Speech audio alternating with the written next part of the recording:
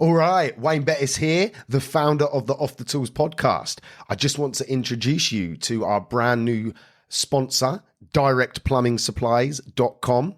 It is founded by a former tradesman who has set up his own plumbing and heating merchants. He has an online shop, which is obviously at directplumbing.supplies.com, and he delivers across the UK. So sit back, relax, and enjoy the rest of the show.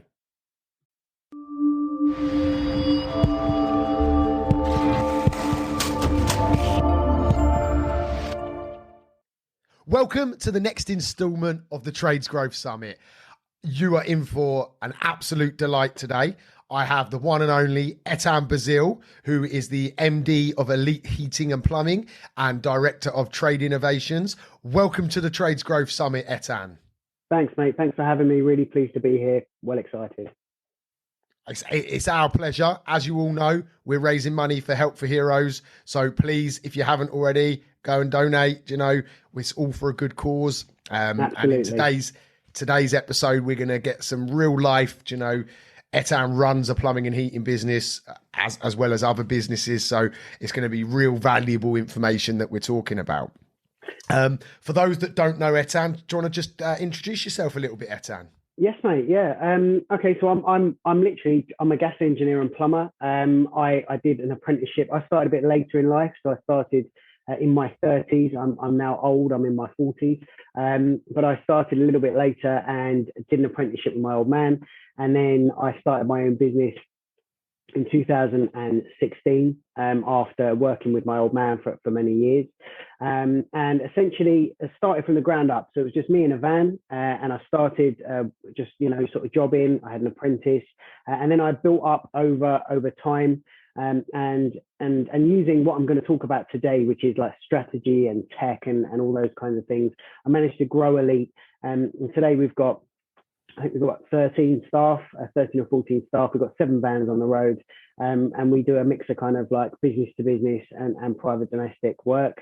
And then if that wasn't enough, a couple of years ago, I decided that it'd be a really good idea to start building tech for the construction industry. So I built an app called Help Me Fix. That was in 2019. And that was essentially a way for tenants to connect with retired tradespeople and get advice on maintenance issues. And it's mainly for like kind of the letting sector. And then after that, I built another piece of tech called Vixit, which is a way for tradespeople to connect with their customers over video.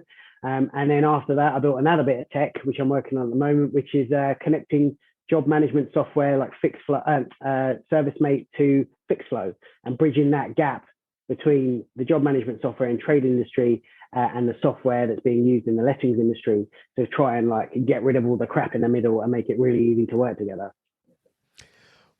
Well, so it sounds like you're not busy at all then, really. Not busy, mate. Not okay, where do we start? Let's rewind a little bit then. And obviously tech plays a big part in what you do, but from a innovation point of view, but also from a hands on the ground, job delivery point of view too. So, tell us a little bit about your journey into building Elite and how tech has sort of aided that journey. Absolutely. So tech plays a massive part in my plumbing and heating business.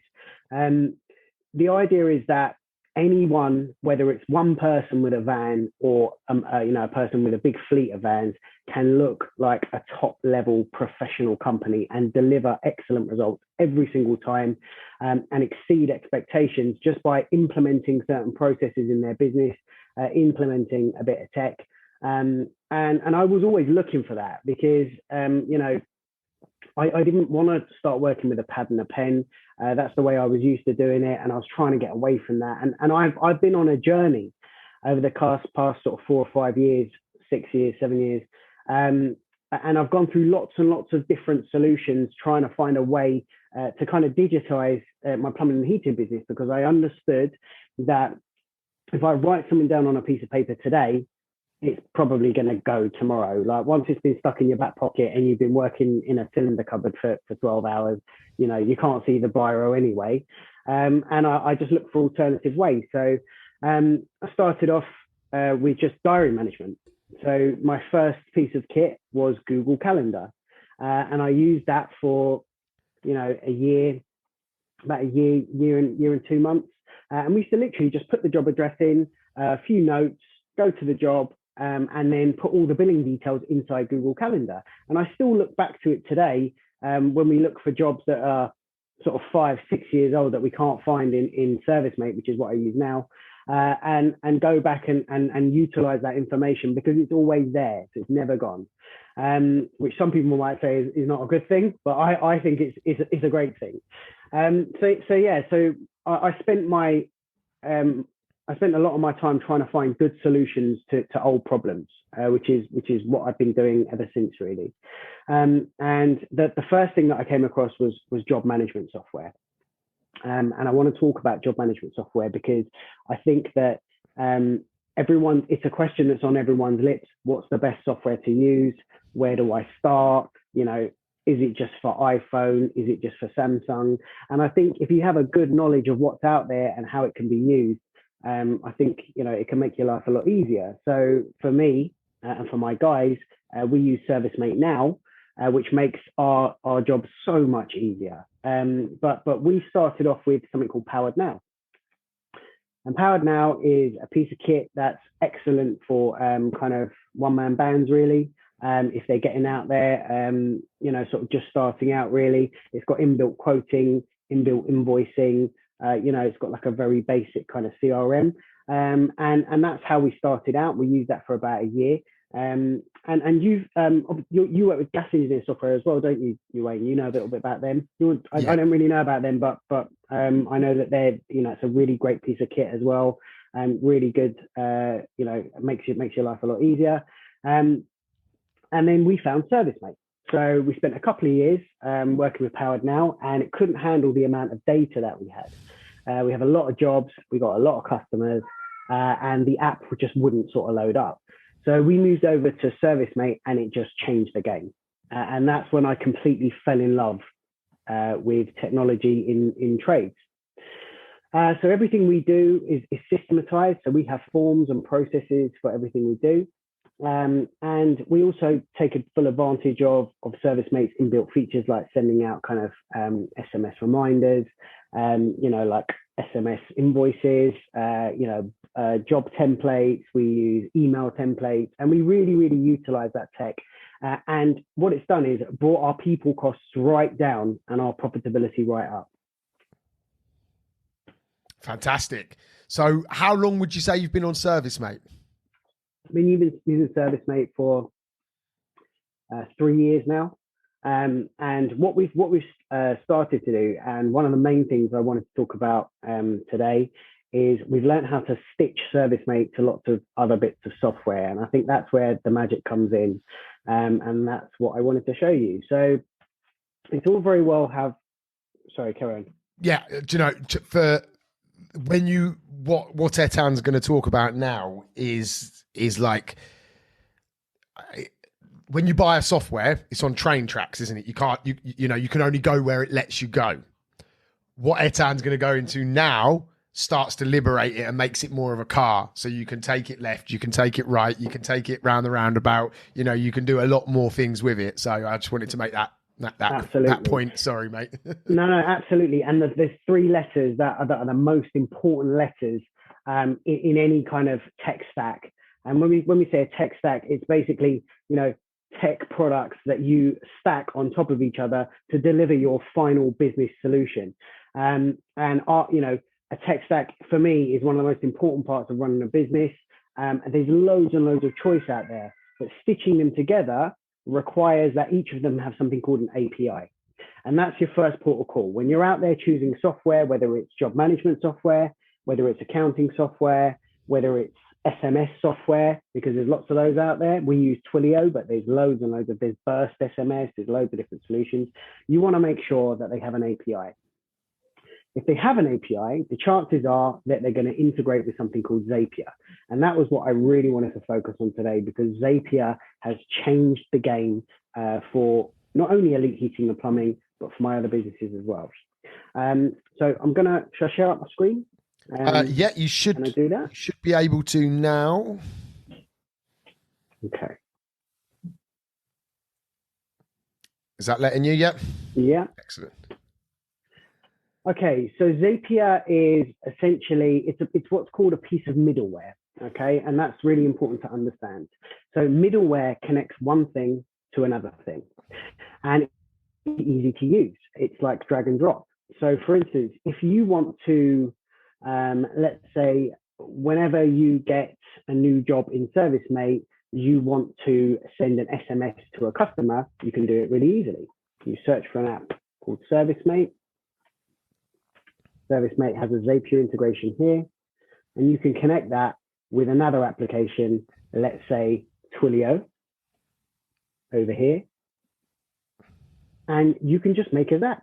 So you can say when there's a new job, send an SMS, and you can then send an SMS to the client outside of your job management software.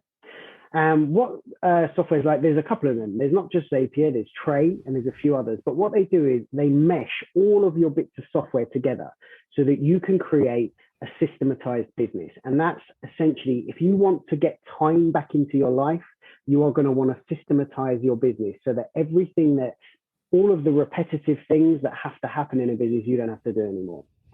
So I'm just going to show you a couple of examples of how we stitch our software together. I'll tell you what my tech stack is, just if anyone's wondering. I'm sure you all probably know, or anyone that knows me knows, but I use ServiceMate for job management. I use Xero for accounting. I use Lead Hero for our marketing. And I use Twilio for outbound SMS and voice and all the other bits. And I also use HobbyFix. So I'm just going to show you how you can utilize a couple of quick automations that can make a difference in your business.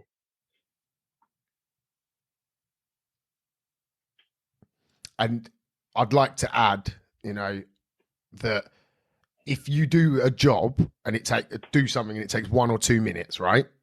You might think, well, what's the point of automating that? If you do that job once a day, twice a day, 5 times a day, a week, think how much time it actually takes if you look at it in a year, 5 years, 10 years. Isn't that right, Ettan? Absolutely, absolutely. And especially if you've got a large number of jobs on the go, you don't want to be thinking about reaching out to every single customer. But that's how it needs to feel to the customer. In my opinion, it needs to feel like you're thinking about them all the time. I'm going to show you a really simple one here. So this is a boiler replacement checking text. So when one of my guys finishes a job and it's a boiler replacement, 24 hours later, after the job is completed in ServiceMate, it sends an SMS to the client that says, "Hi, Andrew. I just wanted to check that you're happy with the new boiler we fitted for you yesterday. Remember, you may need to top up the pressure if it's a sealed system. Any problems, please give the office a call on 01923 606 757. Thanks, Ettan." And that will send a text. Every single boiler replacement we complete, that text goes out. You can also use Zaps and automations for back office stuff. So for instance, we have an email that goes back to the office after a boiler change is completed that says to our admin staff, please don't forget to register the warranty for this boiler replacement. It's really simple. It sends an email in. We do one for our VAT. We do one for our employee tax. We do one for almost every single function that we have in our office. We have reminders and we have automation. My favorite one is the boiler service text reminder. So if we carry out a boiler service and complete that job, then 1 year later, in fact, it's 11 months later, it will send an SMS to the client and say, just to let you know, your boiler is due a service. Please can you call the office on blah, blah, blah, and book in a boiler service. For those of you that have care plans, I know that Wayne does a pretty great course on service plans and how to set them up. We do a lot of service plans. Thanks, Wayne. Cheers for that, mate. And we like to automate that as well. So we have a discount offer that goes out to every customer that's having a boiler service before the engineer gets there.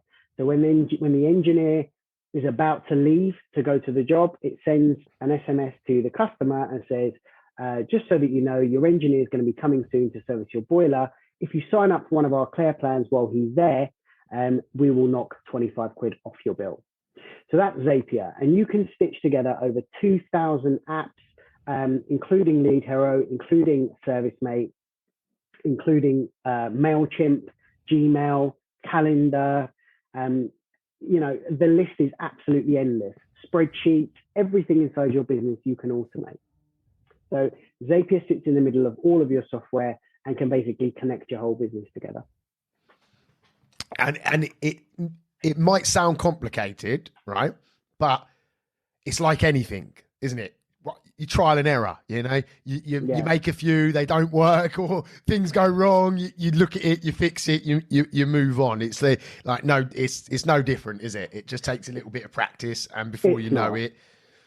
Yeah, and what you can do though, like what people forget is the expectation of a customer now is up here.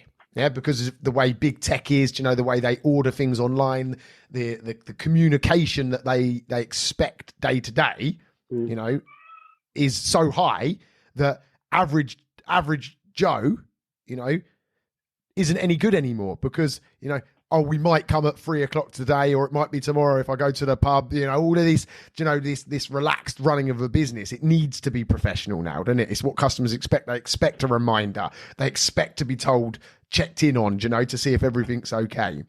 Yeah. And without tech, it's really difficult. I mean, we're living in an Amazon world, right? So people are used to, we shop on Amazon here, and my wife shops on Amazon a lot. And everything, we get text every 5 minutes. Your orders have been dispatched. The Alexa lights up with a yellow light and it says your delivery is arriving in 5 hours. Then you get a text saying it's arriving in 5 minutes, and then it's at your door. And you open the door, you don't even see anyone nowadays. It's just sitting there in front of your door. So people expect that kind of like bang on customer service every time.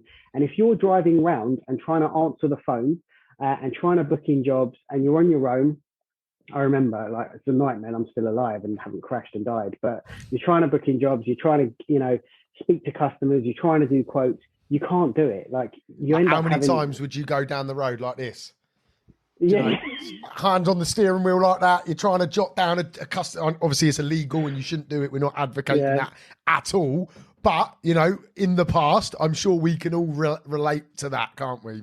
Yeah. Have you ever had the one where you're trying to change like a waste under a kitchen sink, and you've got the phone resting on your chest on speaker, and you're talking to a customer, trying to give them a quote or trying to tell them you'll be there in a couple of hours? It's insane. And to be able to do that, I feel really sorry for anyone that's kind of sort of just starting out and is really busy going into this kind of time of year, because it makes you want to tear your hair out. But there's a way to make it all kind of a lot more easy. And you don't have to build this stuff yourself. I'm kind of like a bit semi-technical. I love stuff like this. I love to get involved. But, you can go on Fiverr and get someone to build you an automation that connects this thing to that thing and does this and that for £5. You just need to take the time to go and recruit them. It's really, really easy. But for those that don't know, what's Fiverr? Oh, so Fiverr is a market. Fiverr is a market. Remember, not everyone knows this stuff, man. Okay, so if you want anything done, if you want a logo done, if you want terms and conditions drawn up, you want a video, you want someone to build you like a logo animation, or if you want someone to build you an automation, they're all there on Fiverr. It's a community of freelancers that live mostly in like Sri Lanka and Bangladesh and places like that, that are waiting to kind of do freelance work for whoever wants them. And they're all really good. And I get all of my kind of, all the stuff that I don't have time to do. And if I don't want to tie up my guys with it, I always go to Fiverr and I hire someone. And it's really, really cheap. I've had kind of customer service videos done. I've had automations created. Even the ones that I can't get my head around, I go to Fiverr and someone does it for me for a couple of quid. So definitely it's Fiverr with 2 R's, fiverr.com. Definitely get down there and have a look there.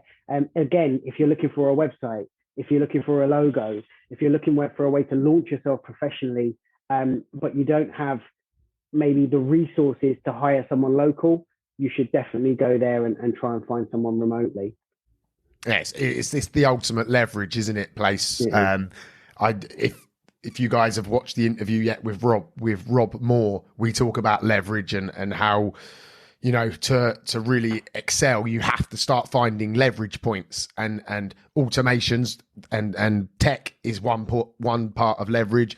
Fiverr, you know, leveraging someone else's skills for a cost-effective way to get something done, because, you know, you could spend 5 hours sitting there, couldn't you, Ettan? You know, Yeah. where you can pay someone $20 and it's done, and there's no stress and no hassle. So you've got to weigh that up, haven't you?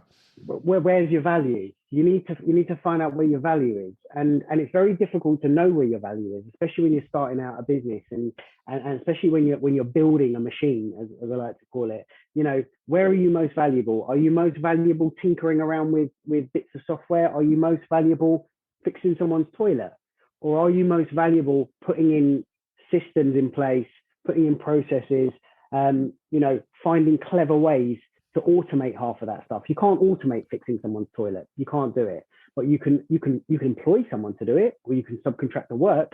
What kind of business do you want to create? Do you want to create a business where it's you out, you know, just day to day fixing stuff? That sounds amazing. And I know loads of people that love businesses like that. They love to go out. They like to do the job. You know, they like to get their hands dirty, come home, you know, good day's money for a good day's work. But that's not me. I prefer, I've done that and I did enjoy it, but now I'm 40, like, you know, lifting a boiler onto a wall, already I'm knackered. I don't really want to do it. So what do I have to do? I have to find cleverer ways to do things that maybe I used to do manually. And that's where all this comes into play. And I think whether it's tech stacks, whether it's, you know, leverage in terms of, like, you know, promoting yourself, promoting your brand, through video, you know, keeping your Facebook page up to date, keeping your Instagram up to date, you know, your LinkedIn, things that can be reused and re-seen and re-ingested time and time again. That's what it's all about. It's about building, as you say, Wayne, leverage. Yeah, no, definitely. You've explained that really well. So what's next then for Elite? Where are you taking it? What's the next steps that you're going to be taking? So we realized that our ideal customer is actually letting agents, whereas most people run away from them for lots of great reasons. We are actually running towards them. They are our ideal customer. It's kind of regular work, and we like it. So we're going to be going business to business only at some point, okay. And we're going to specialize just in businesses. And hopefully we're in talks with Fixflow about, you know, potentially becoming one of their sort of main contractor networks. So we're going to hopefully be able to spread down here in the South. We're going to be launching a video chat platform soon. So our own kind of video chat software, which obviously there's other people in this group that will be joining us in that launch. And yeah, just grow nice and steadily, like nice and slowly. And to continue putting in those systems that make the job nice and easy. Excellent. Sounds good. So I know we've been talking about tech stacks, automations, you know, leverage. Let's go back a step here, right? To the bits that can't be leveraged like that. They can't be automated. Staff. Yeah. You said you've got a fair amount of staff on the road at the minute and in the office. Yeah. It's a common question is, like, where do you find these people? How do you keep them happy? Any tips or guidance or some key pointers in that area? Yeah. So staffing is one of the most difficult parts of running a business. I find it to be the most challenging. Hiring and keeping staff to be the most challenging part of what I do. I would say that never hire when you're busy. You'll always make the wrong hire. Never hire in October. Because October is the busiest time, so everyone else is also hiring in October, which means the guys that are left over, probably you don't want them working for you, and you'll probably make a poor judgment call. Don't go in cheap, because if you go in cheap, it's the old adage, isn't it? You pay peanuts, and unfortunately you do get monkeys. So don't go in cheap. Go in at a fair wage, and then as soon as you've got those people on board, look after them. Really look after them. The good ones and care about them, care about their families, care about, what they want, what do they want out of life? Do they want their own business? Hopefully not. Do they want to get to a position of management in your business? What's important to them? Do they have kids? Do you know their kids' names? Do you remember their kids' birthdays? Do you remember their birthdays? And make sure that you look after them. A little drink here, a little drink there. So yeah, I would say staffing is very, very difficult, and you need a key group as you grow. You need to put key people around you, and they have to be really, really good, because at the end of the day, if you're going to have someone running your office operations and then another person running your team, so another person like looking after your guys, those people have to be as capable, if not more capable than you are. Otherwise, it's all just going to fall to pieces, because you won't be able to do everything yourself. I guess that would be in terms of staff. Yeah, my best advice. And if you're looking for staff, look everywhere. Don't just put like one ad out and then wait for people to apply. Hit Indeed, hit LinkedIn, even make a Facebook ad, boost a post. Just hit every single kind of area that you can. Go down your local merchants, put the word out there, put flyers out, and then hopefully someone will come through. The other thing, and I know it's probably going to not go down very well, but the way that I've recruited my best staff members is from other companies. And if I hear of someone that's really unhappy and that isn't being treated right, I will approach them and offer them a position. That last bit, my best people have come that way. Not very honourable, but give it. It's personal choice, isn't it? If someone isn't happy where they are, if I've got someone that's unhappy, I don't want them here. I'd rather someone come and take them away if they don't want to be there. It's one of the lessons that I've learned is don't try and hold on to people that don't want to be with you anymore. Exactly. Yeah, because you just eventually it will just prolong it. They'll leave eventually. Once the heart's gone, once the heart isn't in it, that's it. And also, it's been really difficult in COVID. Don't lose hope. I see it all the time in Off the Tools group. People saying, where can I get staff? You're not alone. Like, I've been through it this year. I've hired and fired, I think, 6 different staff members. So you're not alone. We're all in the same position. People are just afraid to move, because of COVID. And there's loads of work out there, and there's loads of demand. And because of Brexit, everyone's going home. So we really are valuable as an engineer at the moment. Yeah. Yeah, no, that's some good sound advice there for anyone listening. The key points there is look after them, look after the people you do get. And it's more than a job, isn't it? You sort of, when you work for someone or you take someone on, they become part of the new family, so to speak, don't they? So I run my business the opposite way you're supposed to run a business. So everyone else that I speak to, all of my mentors, they're like, you'll get too close to your guys. Like, you shouldn't get so close. Like, they're just employees, but they're not. At 10 o'clock at night, if you're on a boiler swap and, you're alone and, or one of your guys is alone, and then you go and help them, you develop a bond. It's more than just staff and an employer. I'm friends with all of my guys. We go out for dinner, and we had a staff barbecue.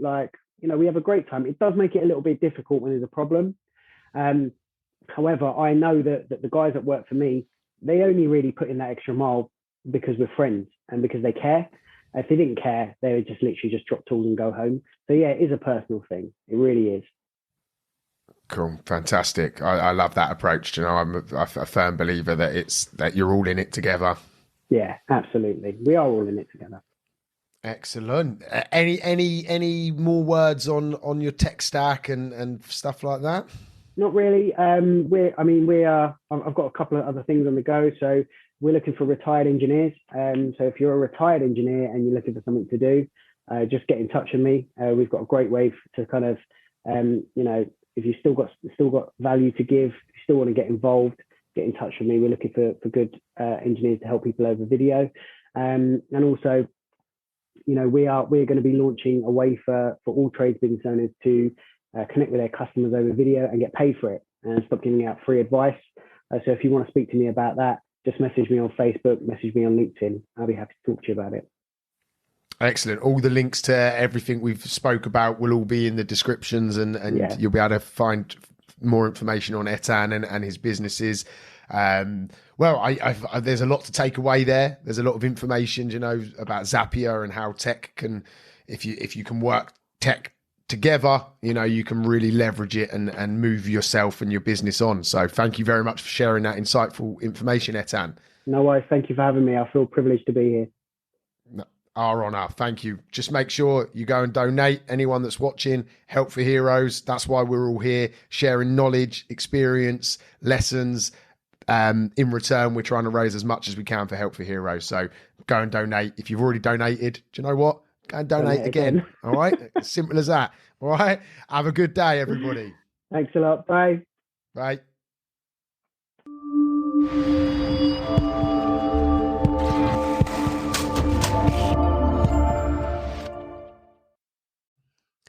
I really hope you enjoyed the show. I just wanted to put it out there for anyone listening that I offer business coaching, but also life coaching. My life is centered around something called the 3 Bs, which stands for body, business, and balance. When you work with me as a coach, we tackle all 3 aspects of life. So you as an individual, body, mindset, health, fitness, knowledge, education. Business B obviously stands for your business, improving, maximizing opportunities, elevating, making more money. And balance stands for for friends, family, loved ones, making time for everything in your life. And the 3 Bs is the core element to that. If you'd like to learn more, I would ask you to reach out to me on Facebook, Instagram, TikTok, wherever you might be consuming my information. Or you can email me directly at wayne@offthetools.co.uk.